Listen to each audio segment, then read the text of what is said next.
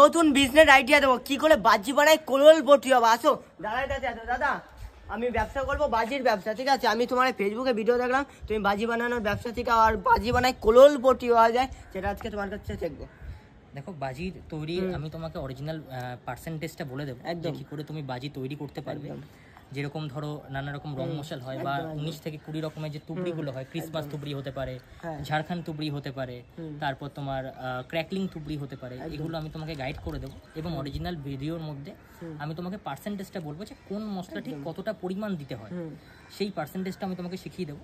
এবং তার মধ্যে তুমি নিজে ব্যবসা করে তুমি স্বনির্ভর হতে পারো।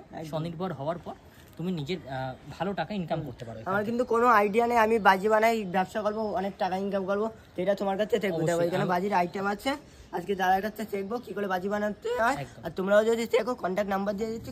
দাদা এটা কি গুঁড়ো করছো? দাদা এটাকে বলা হয় বাড়াইটা। আচ্ছা।